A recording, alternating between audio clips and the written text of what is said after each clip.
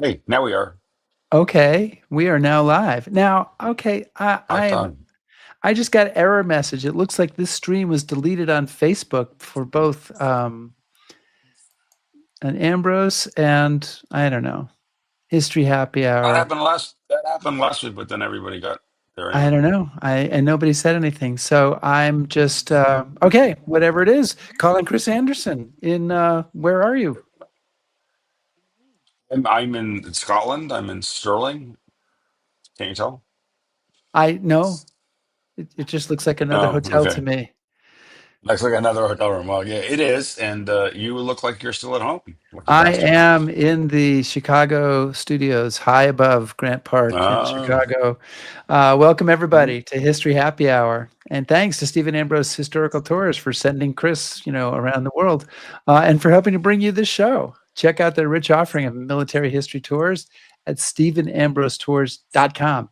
And Chris, whether you're watching live or yes. watching on replay, or maybe you're listening on the HHH podcast, we're glad you're Yes. here. And today we'll be talking about the air war against Germany.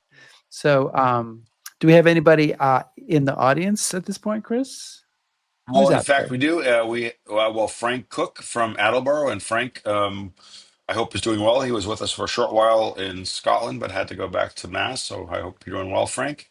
And Liz Mumford from Ocean City, Maryland. Who else? Ross, Lizzie's with us again. I see Lorelai. Dave Yeah. Borland from Chicago. Lynn Hargrove. Lynn, I'm expecting lots of questions from you. So just, I'm sure Yeah, they'll be coming. And Chris, I want to mention that we should thank anybody who supports us on Patreon, especially our top shelf absolutely, patrons. Right. And absolutely. you can join this group and help even out the bottom here by Yeah. going to patreon.com/history happy hour. Um, yeah. So, well, and you're, how long are you on tour, Chris, in Scotland? And when do you go see the Uh, tattoo? I go see the tattoo day after tomorrow, and Fan- I'm here until the 24th. Fantastic. So, Yeah. I know you haven't seen the tattoo in a couple of years, so you're probably pretty Looking excited forward to about it. it. Yeah, And it's always a great show. are you giving your kilt a good workout? Well, not yet. I always save it for the tattoo. So it will be dusted off for the tattoo, provided I can still fit into it. Oh, okay. I don't know what part of you has grown that we would not fit into that, but or perhaps All you've right. gotten too skinny. I don't know. Maybe we should Yeah, just that's stop with it. the That's it. yeah, Yeah. let's move on. Give me a cue and we'll get going here.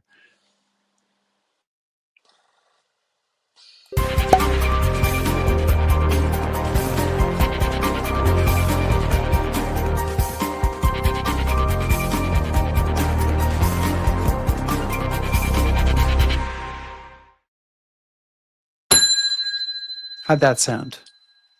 That was awesome. Right All on. right. The bar is open. Bars Chris, open. the 381st Bomb Group went into action in the skies over Europe in June 1943, and they flew 297 missions before the end of the war. They were based out of Ridgewell, UK, and their story really is in miniature the story of the 8th Air Force and America's bombing of Europe during World War II. And to talk about that today, we are joined by Paul Bingley, who is the co-author of the book Bomb Group, the 8th Air Force's 381st and the Allied Air Offensive over Europe. And Paul has worked in aviation for more than 30 years.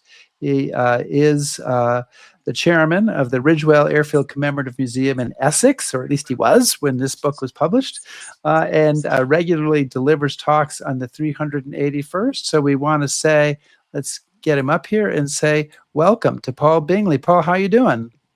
I'm very good. Thanks very much, Rick. How are you? And I'm good. And where are you joining us from?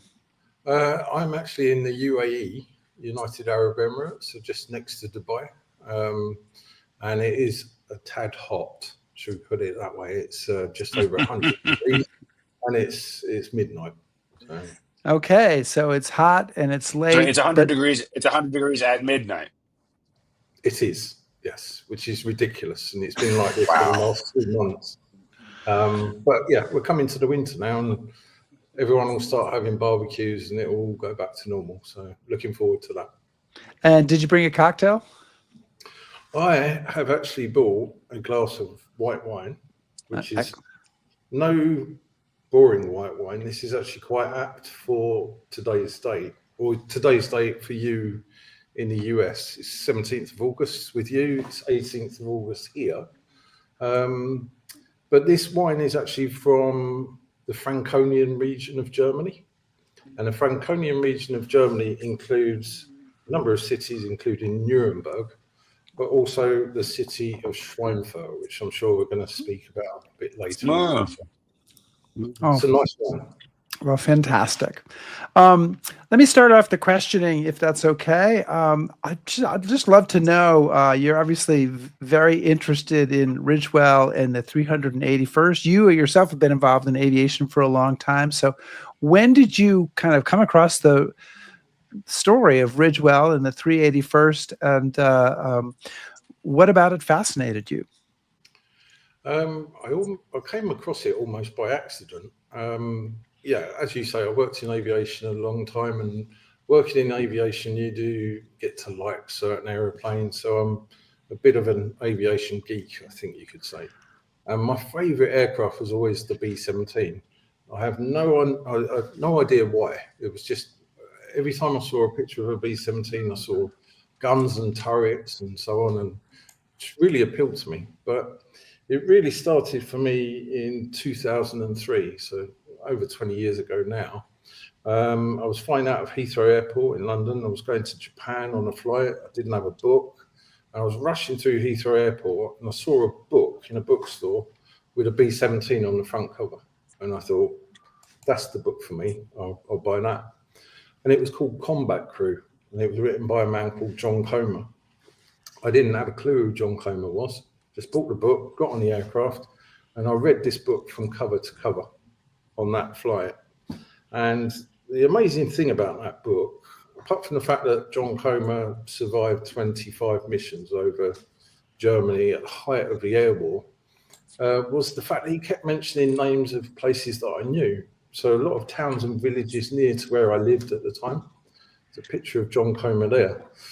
And he was mentioning all these names of these places, and that he'd been based at a place called Ridgewell, but I never knew, or I'd never heard of Ridgewell. And when I got back from Japan, that was the first thing I did. That was my first mission, to try and find out where this place was, this famous place, Ridgewell. And I found out it was 9 miles from where I lived at the time. So here's me professing to be this amazing aviation geek who knew all there was to know about B-17s. And I didn't know I had an 8th Air Force Air Base on my doorstep. So that was kind of the start. And from then on, it's just become a long journey that I'm kind of still traveling today. So, Paul, why don't you kind of to get things started? We'll get into the weeds a bit as we go, but tell us a bit about the 381st, kind of origins, training. Was it a typical group? Kind of where does it come from? So it was activated towards the end of 1942, and it was established at the turn of 1943. And it was the first American bomb group to be trained at Pyote in West Texas. So Pyote Air Force Base, it was brand new. It had been built over the preceding 4 or 5 months. And the first unit to arrive there was the 381st. And it was to be trained by the 19th bomb group, which had been in the Philippines, it had been in the Pacific, it had come back. Its airmen were, they were well trained. They'd been in combat. I mean, they had a number of Medal of Honor recipients among their group. And they arrive at Pyote. It's a dust bowl. This place has been built over 4 or 5 months. And as they were building the place, they were coming across rattlesnake dens. And these rattlesnakes were piling up, and eventually they were putting signs up to tell people to be careful where they were walking and where they trod. And it eventually became known as the Rattlesnake Bomber Base. And it was quite a famous base for bomb groups who would come after the 381st. But this was January the 1st, 1943, so it was early days. And the 381st kind of arrived in dribs and drabs. One of the first guys to arrive there, he was from Wink, which was 15 miles away in the state of Texas. He got there and he found the rest of his group are not there, so he turned around and he went back home. And it wasn't until the following day that the 381st new commanding officer arrives at Pio. And this is a man by the name of Joseph J. Nazaro. And you can see a picture of him there. He stood up. This is the hero shot, in my opinion. He stood up there with one of the crews. This was taken at Ridgewell not long after they arrived there. But he arrived at Pio on just after January the 1st, 1943, and he set about finding places for his men to live, to work. And the first person he went to look for was his chaplain. Searching around for this brand new chaplain, who was nowhere to be seen. And it turns out that the chaplain had left Massachusetts, gone via Spokane, Washington, down to El Paso, Texas, and got stuck in El Paso, Texas, and decided that he was going to take himself off across the Rio Grande and do a bit of sightseeing in Mexico. And as soon as he went across the border, he got robbed of his camera. He ended up in a jailhouse in Mexico, and he was further delayed to get into Pio. And once he eventually arrived, he was stood before Nazaro, stood to attention, who tore him off a strip. And that was the first time James Good Brown had ever been admonished. His father was a minister, and he'd grown up. He'd been given this name, James Good Brown. Good. He'd always been good. He'd never lied, cheated, or stole. And here he was, stood to attention in front of his commanding officer on his first day at Pio. So it was an inauspicious start for James Good Brown. But actually, he was quite an amazing guy. He ended up remaining with the group for 2.5 years. He was with the group throughout his combat in Europe. He went back to the US when it was deactivated. And quite an amazing man. And I write extensively from his notes throughout Bomb Group. Yes, he's a big character in your book, and we'll talk about him a little bit as we go along. I want to try to bring us over to Europe and say the 381st comes to Ridgewell, which has been constructed very hastily, and we can see where it is here. It's where the star is there in an area, but this is East Anglia, is that right? That's correct, yeah. Yeah, so that's where the air base is. So they come over there in June 1943. What is the situation with the air war? Is what's going on? What are they going to have to insert themselves into? It's kind of early days. 381st was actually the 19th bomb group to arrive in England at that time, and it was pretty much coming to the height of the air war, which was really from kind of late 1943 into 1944. They arrive at Ridgewell in the county of Essex, which is a completely new air base. It's pretty much a sea of mud. But they arrive there. They trudge from a local train station. There are no trucks waiting to greet them. So they trudged to this airfield and then tried to get themselves acclimatized to this English mud. And that's how it was going to be for the next few months.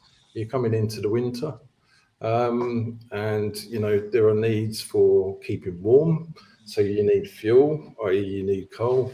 And there are all these things that were building up for them. But in addition to that, these guys are going to have to go off and fly combat missions, and they haven't done it yet. So this is really, up until this point, these guys have been training in the US.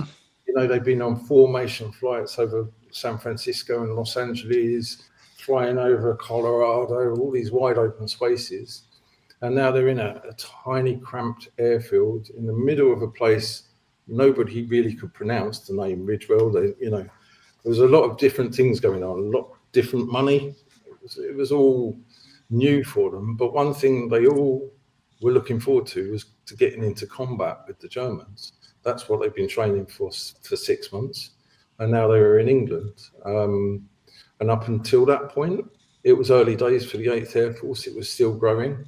The combined bomber offensive, the offensive between the US Army Air Forces and the Royal Air Force, this round-the-clock strategic bombing, was about to start officially, and that started not long after the 381st arrived.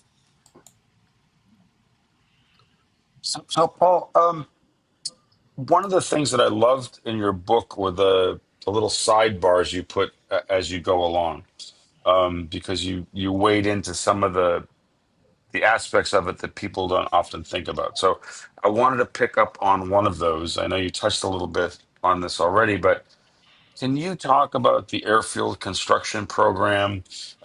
What a big deal it was as part of the British war effort, kind of what was involved, and also um, why did the Americans wind up in East Anglia? So yeah, it was the biggest construction program in the country to date.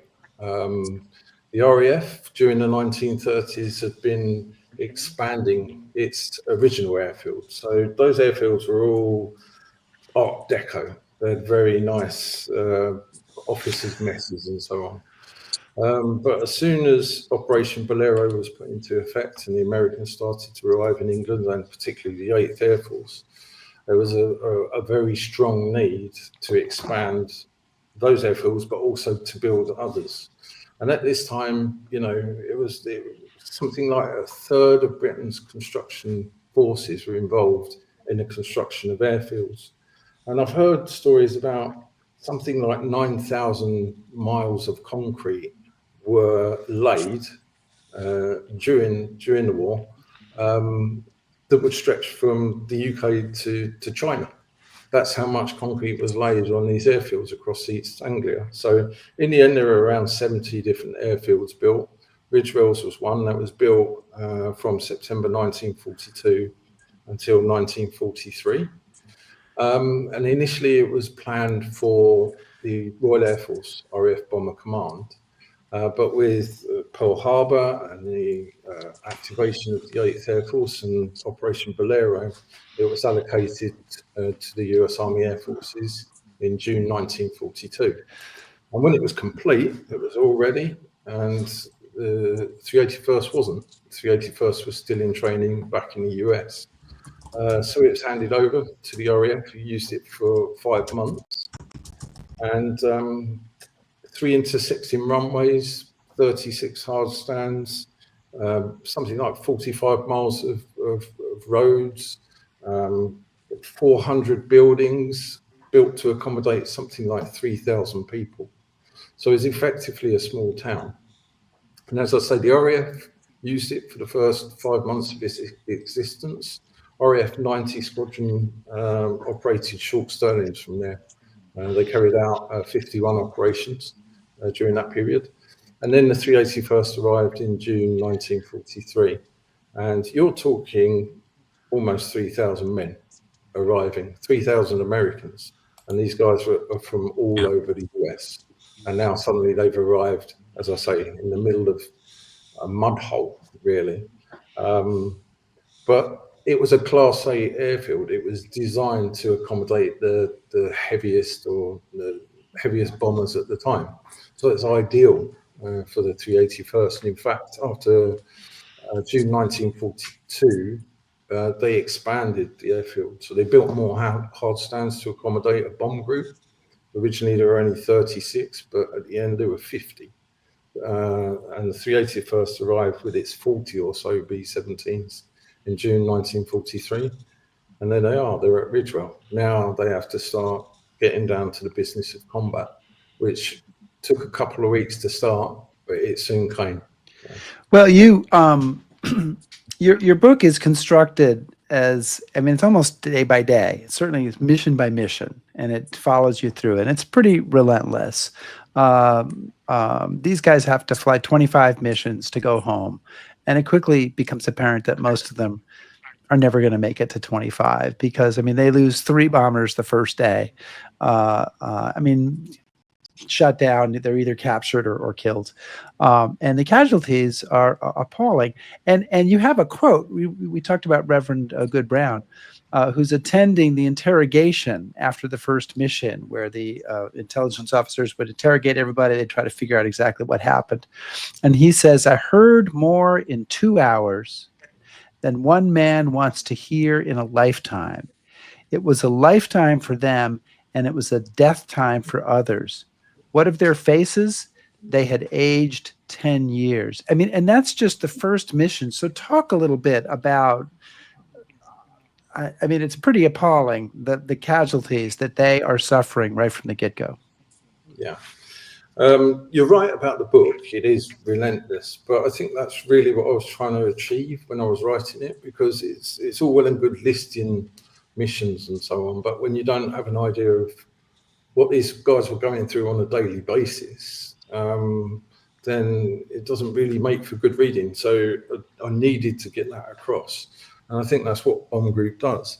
And again, I used James Good Brown extensively throughout, because he had the foresight to keep a diary through the 2-year period that he was at Ridgewell, and it is a warts and all diary.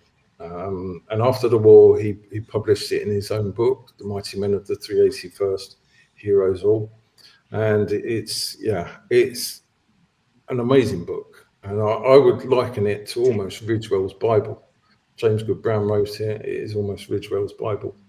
But yeah, he was quickly attuned to what was happening to the men. These men were having to go off on missions, never knowing if they were going to come back. And then when they did come back, he would have to see the end result and have to try and deal with that. How do you deal with something when you're not doing it yourself? So it was always his mission himself to go on a mission, which he eventually does. And in fact, it's said that he flew 5 missions and received an air medal in the end. This is the picture from the day he went off to Frankfurt in March 1944.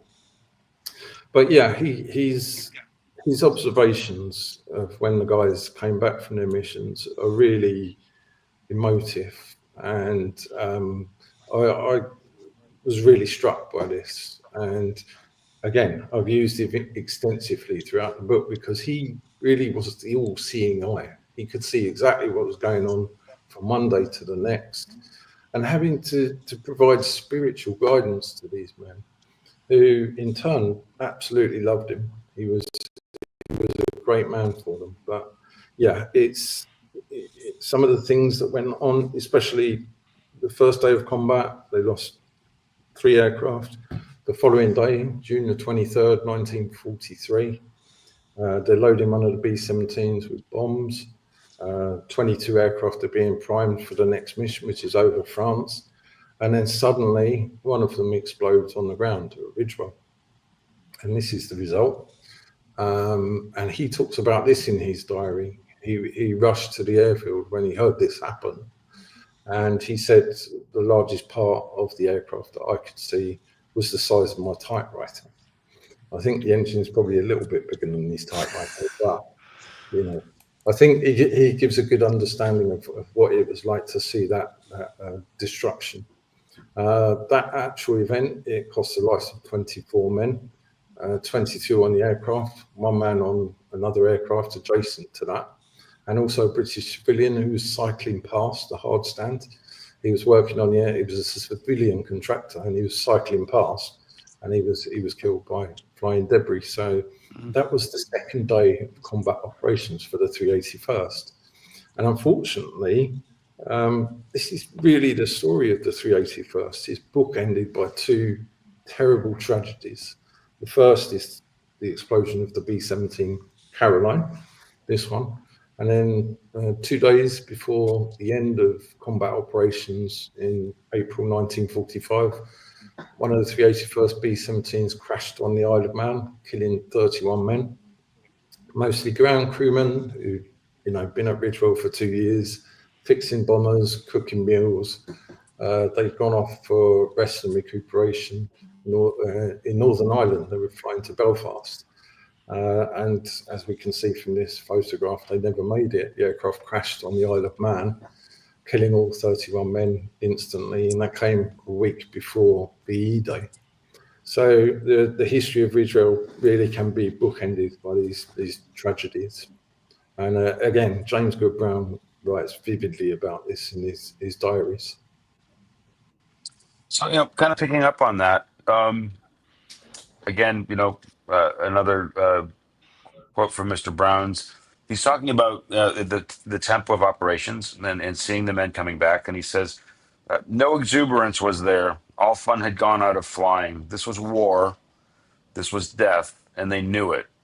So one of the questions, I had as I was reading about this and as I've read about the 8th Air Force before is how were they able to maintain operations? How does the unit that suffers like that and these men knowing kind of what they're facing, how do they continue? How does the unit, because if this were ground combat, if units suffer these sorts of casualties, they're considered combat ineffective.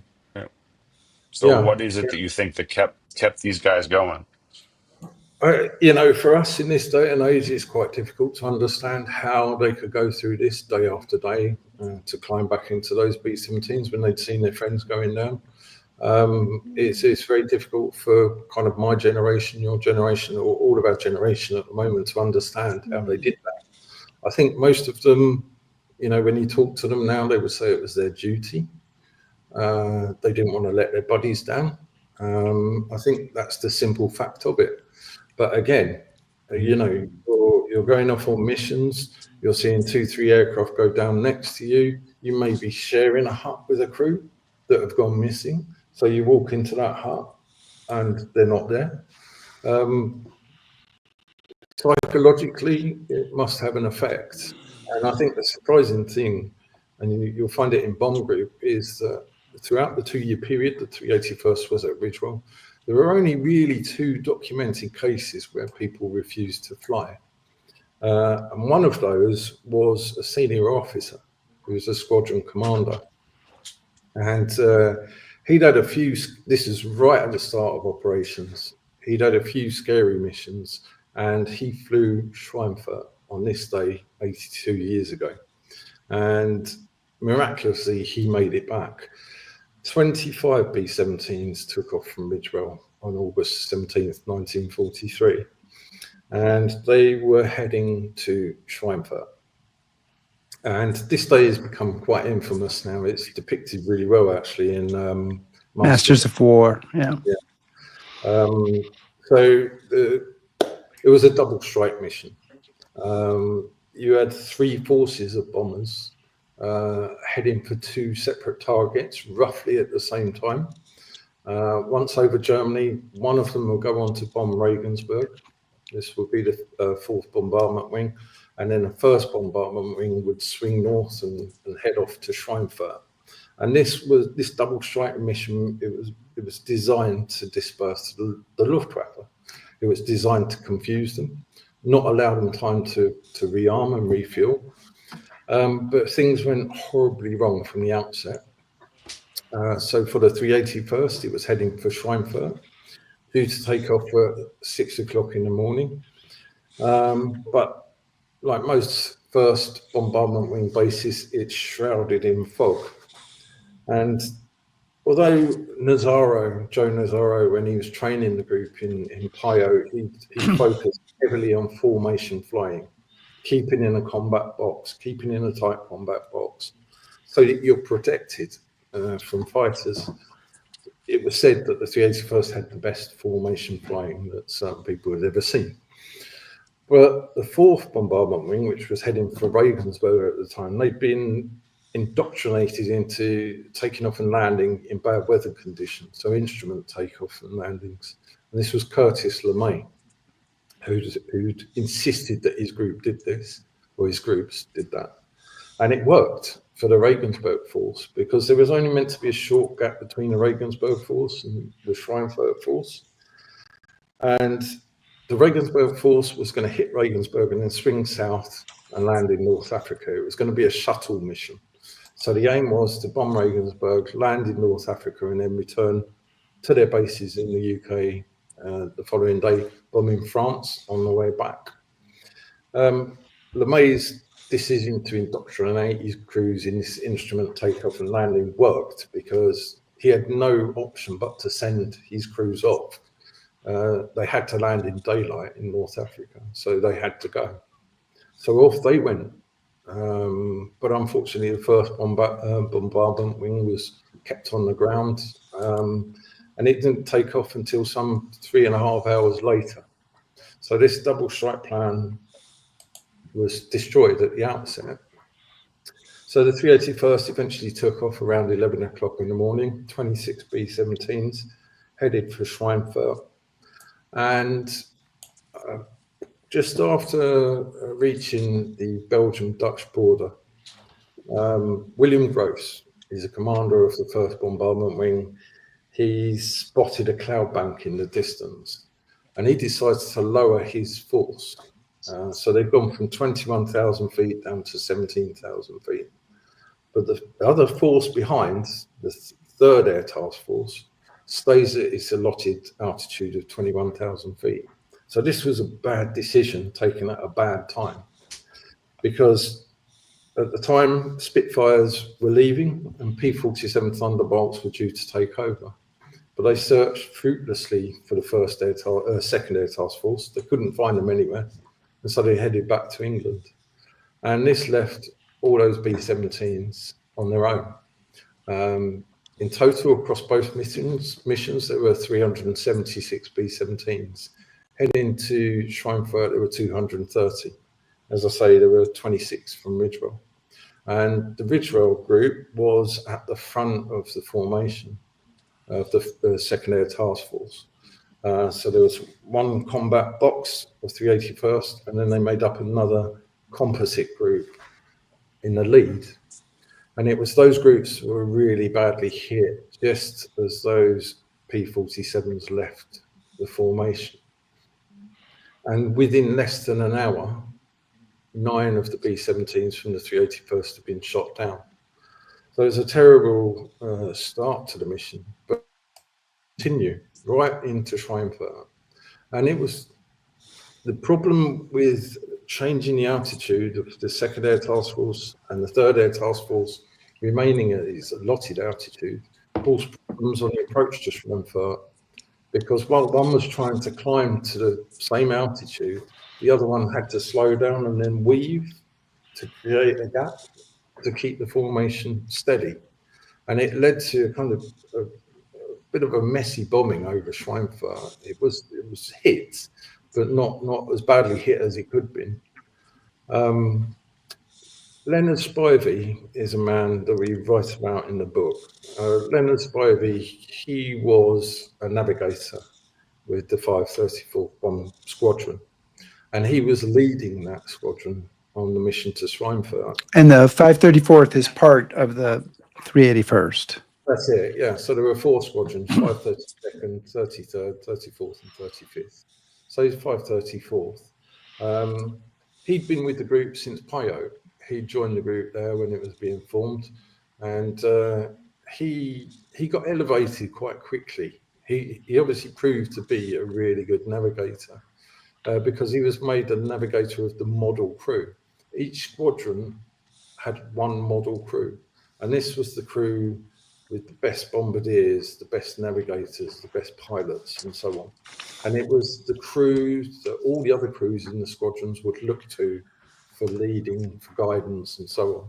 So he was model crew of the 534th in Pio. He arrived at Ridgewell, and he found himself elevated to the position of squadron navigator, so the lead navigator of the whole squadron. But just before Schweinfurt, he'd actually been elevated again to the group navigator. It was a temporary position. The normal group navigator had to go off to another duty somewhere else temporarily. So Spivey was positioned as the group navigator, and he went with Nazaro to Pine Tree, which was the 8th Bomber Command headquarters in Buckinghamshire. And he didn't know where he was going. They just went across London in a car, arrived at this stately home, lovely stately home. He said there were hats with gold braid, scrambled egg everywhere. He said he'd never been anywhere where there were so many high-level officers. And he was ushered into a small kiosk in the grounds of Pine Tree. And this elevator went underground, and he found himself in this huge room lined with maps. And there was a small model of a town in the middle of this room, and it turned out to be Schweinfurt. And that was his first inkling that that was going to be a heavy mission. Schweinfurt was responsible for churning out something like 50% of Germany's ball bearings. And we don't think ball bearings are that important, but actually in terms of military hardware, they are vitally important. They go into every tank, every aircraft, and so on. So it was a key target for the 8th Air Force.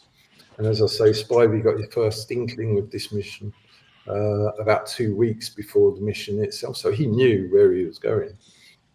And the interesting thing is, when he was looking at this model, he counted, I don't know, I can't remember how many, but there were hundreds of gun emplacements in this model around Schweinfurt. And it made him shiver. He said, I didn't like flak. I hated flak. And then he was told, we're going to go in at 16,000 feet. What do you think about that? And he said, well, we're going to be a much bigger target. Anyway, he's on the mission to Schweinfurt, and he's ankled deep in shell casings in the nose of his B-17. Something like 3,000 rounds of ammunition needed expended in the fight on the way into Schweinfurt. And then luckily they escaped the flak. They dropped the bombs and then headed back for England. And he said, I didn't need to navigate on the way back. He said, I just followed the plumes of smoke with downed aircraft on the way into Schweinfurt. And I think that's pretty, gives you a vivid idea of what these guys went through on that day. When the 381st eventually arrived back over Ridgewell, there were just 15 B-17s left. And James Good Brown, he'd taken himself away from the base to take his mind off things.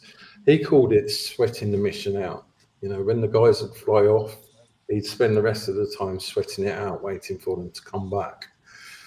And he'd gone to a local farm. He was helping out on the farm, and he was cycling back, and he saw a small group of B-17s in the distance about the time that the 381st was due back. And he was looking at them, and he thought, no, that's not the 381st. We sent out more than that. That must be the 91st. They're going on to Bassingbourn or wherever.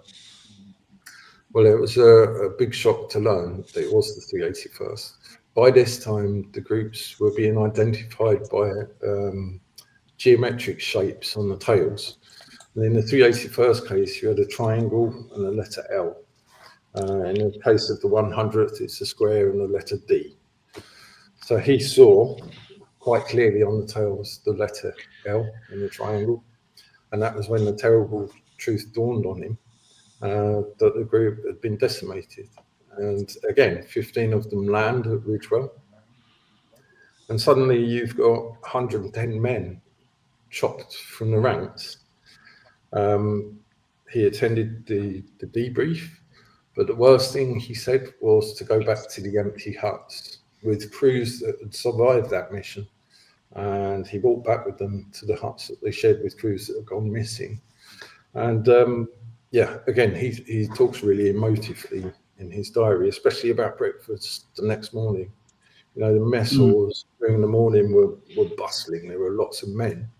And now suddenly you had 110 of them just vanished. So it's that was a big moment for the 381st and the 8th Air Force as a whole. That was when long-range missions into central and southern Germany were put on hold for about 4 months because, well, there was this idea that the bomber could defend itself and the bomber would always get through. It was quite clear that without fighter escort going all the way, well, wasn't the case. Yeah, there's I mean, and the grind continues on. And there's a quote from Reverend Brown, and it comes, I think it's in November or December of 1943. And he says, it is hard to grasp the fact that in just 5 months, the original 381st Bomb Group of our flying personnel are almost all gone. It is a lonely feeling, Something is missing. We came to Ridgewell Aerodrome as a family. Now I look around in the briefing room in the airmen's mess and see only a few of the original men. So, I mean, obviously, it's a grim picture. It affects morale. When do things start to change for the 381st? When do things start to brighten a bit? You have to say, with the introduction of the P-51 Mustang, that was what changed things for not just the 381st, but the 8th as a whole. I mean, up until that point, the P-47 could, around Schweinfurt, could go as far as really Holland, Belgium, but then would have to turn back. There was the introduction of paper fuel tanks that would extend the range slightly, but not that much. And it wasn't until after kind of January, February 1944, when the P-51 eventually arrived in England, that the tide changed. The tide turned because these P-51s could go all the way into Germany. And this was, I think, really the last heavy loss that the 381st had was over Berlin, which was in March 1944. So on the second of the Berlin missions that they carried out, they lost 6 B-17s. That was the highest number they lost. Afterwards, the P-51. After the P-51. And then from then on, 1 B-17 here and there, 2 B-17s, maybe 3. So I think you could probably say the attrition rate had gone down by the time the P-51 arrived. But yeah, I keep going on about it, but the fact that these guys kept doing this, and they knew they had to do it for 25 missions and then 30. So the missions were increased around that time, and then increased once again in about June 1944 to 35 missions. So yeah, it was a grind. There was fear, but these guys still did it. And the other remarkable thing about it is the fact that, if they had a mission planned and it was scrubbed as they called it. So the guys would go to the briefing, they'd have their breakfast, go to the briefing, they'd get kitted up, they'd go to the aircraft, they'd sit there, and then there'll be a red flare from the control tower to say, no, mission scrubbed, we're not going. So these guys psychologically have got themselves prepared for this mission, and then suddenly they're not going. And the odd thing is, annoyed they couldn't go because the mission count was all important. You needed to get these 25 missions in. That's the only way you were going to get home. And the other thing is they never counted the missions, or a lot of them didn't count the missions, or they wouldn't publicly say the number of missions that they were through. They'd only say they'd gone over the hump, to say they got halfway through the tour. So yeah, relentless for those men, and I'm in awe, to be completely honest with you. So Paul, I'm going to put up a question and a comment from some of the viewers, and I'm going to turn it into a question because it sort of speaks to what you were saying about the losses. So the question first is from Lynn Hargrove, one of our viewers, and he wants to know, how long did it take to get replacement planes to the UK? And I'd add, how did they get there? And then the second is more just a comment, but I want to wrap into what you said. The Borland family says, my 8th Air Force veteran father said, you learn quickly not to make friends with men on other crews. There was little to be gained from caring about people whose fate you did not share. So I guess the question I want to get at is, how do you get replacement planes to replace these sorts of losses? And how are you getting replacement crews? Are they arriving as crews? Are they arriving individually? How are you feeding this machine?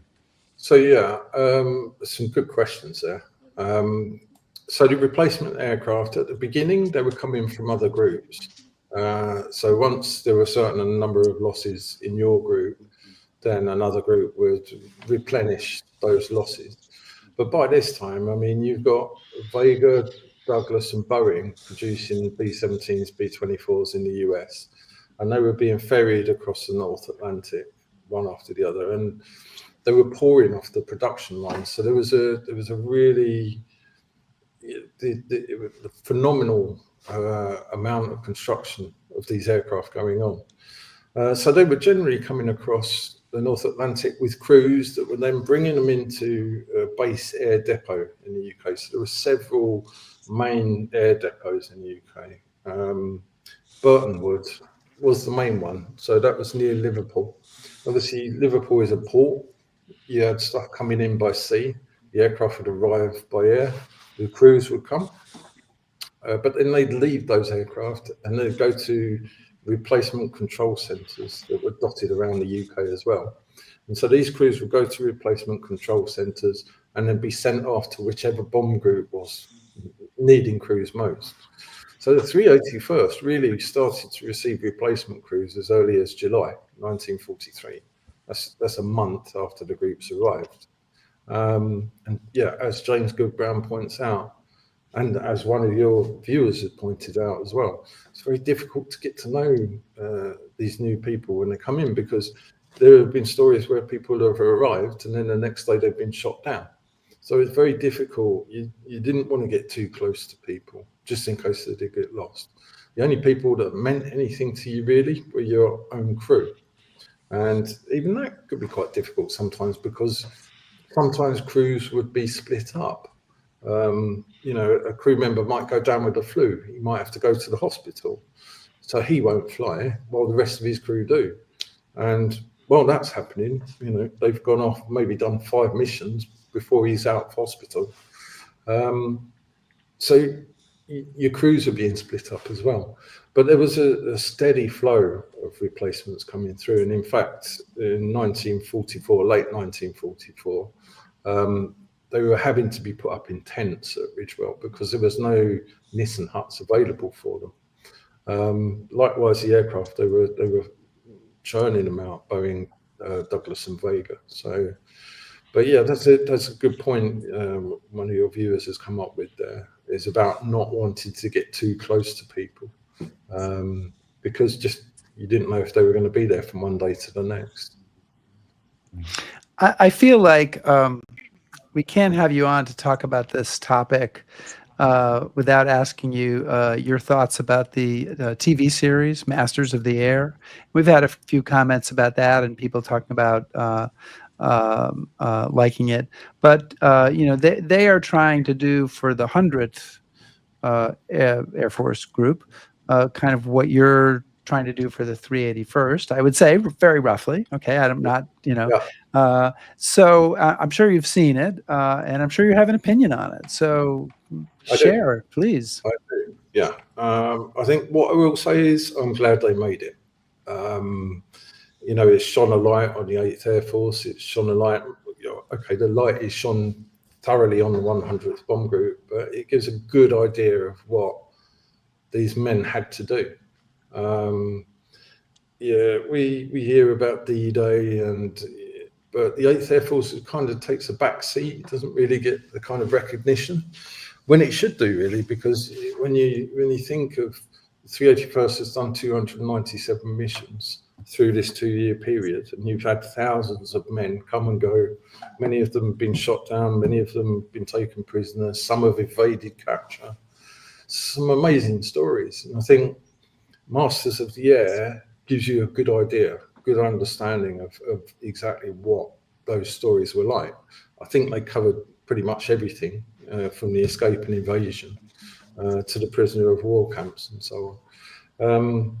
I think as a Brit, you know, I think some Brits took exception to a couple of the comments made in one of the early episodes with the RAF officers in the pub.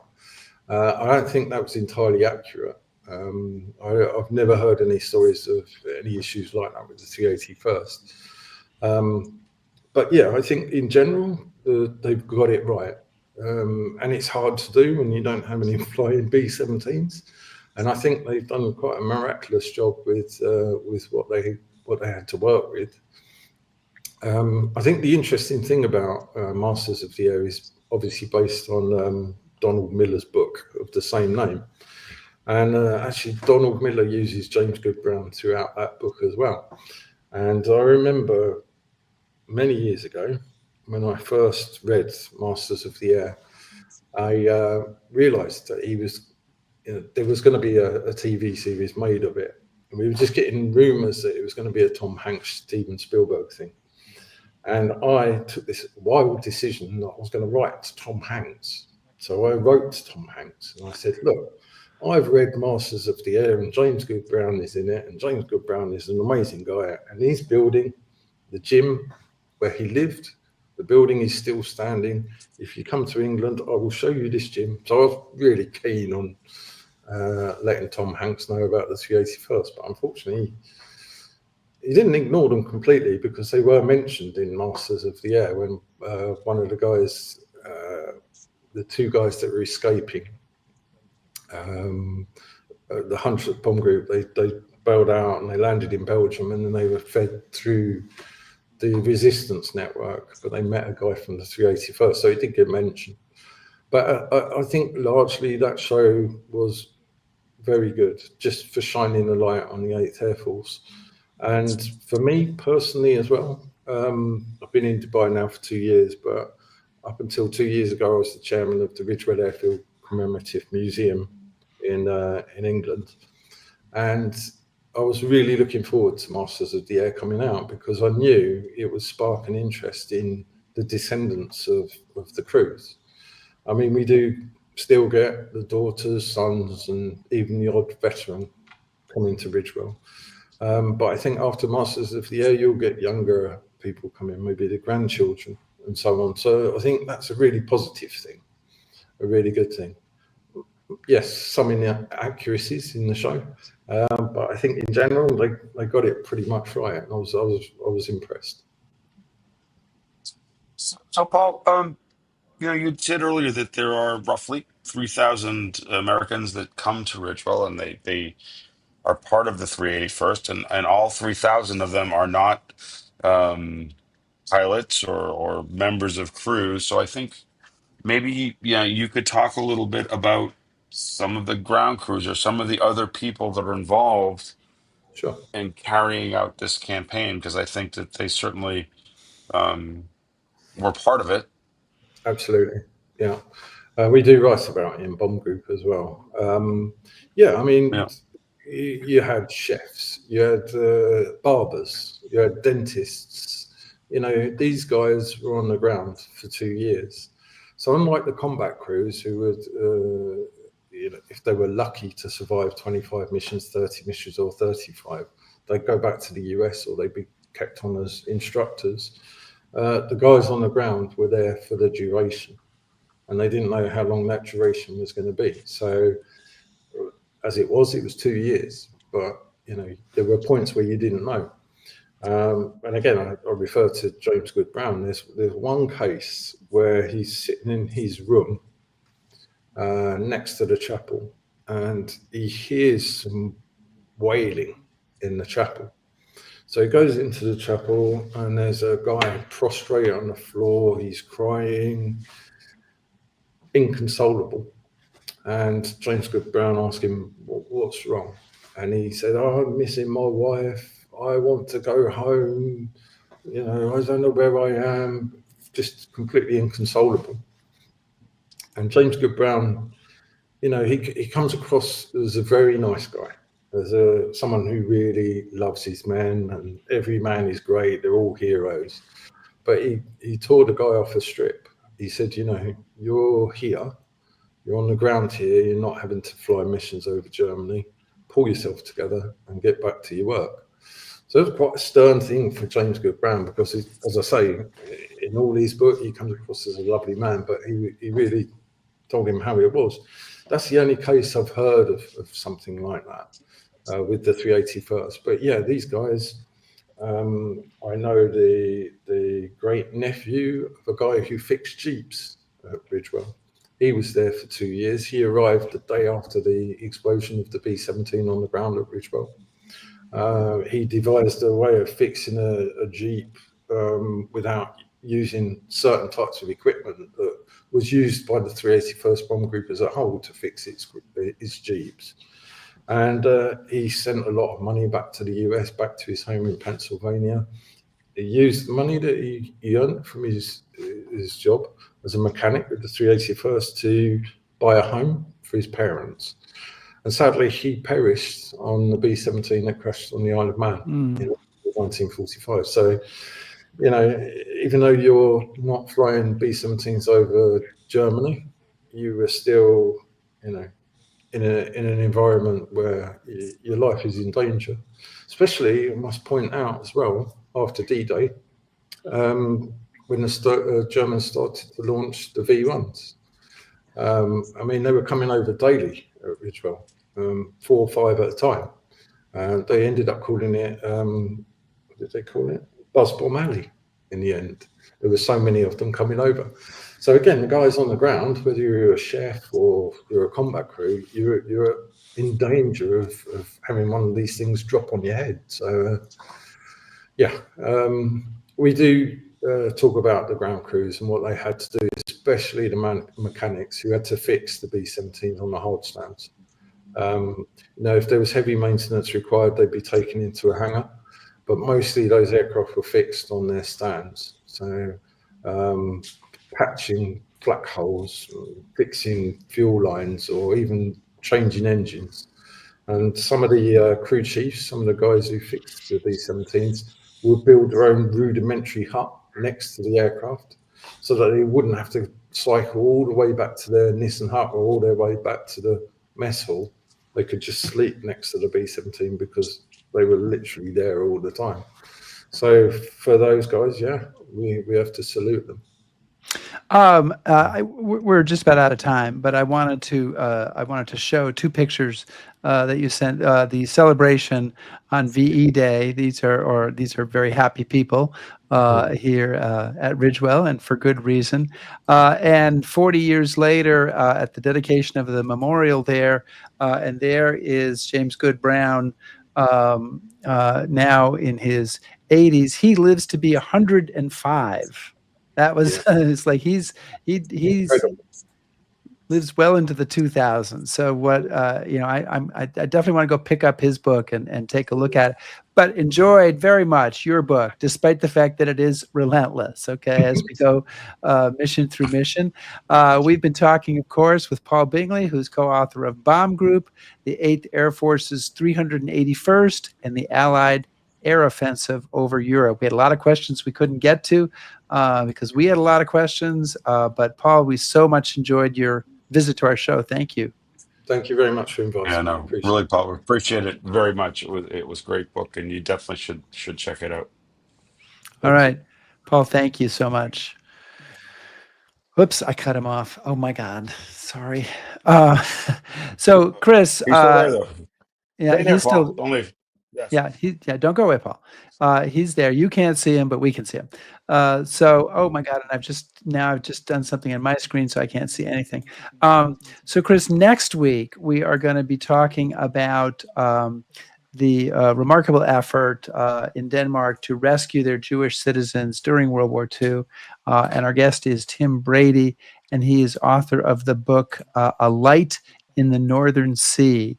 So I'm really looking forward to reading that. So we're staying on World War II, staying in Europe, but a different aspect of that story. You know, there's always going to be a different aspect. I think we could live to we're 105. It was a really big war.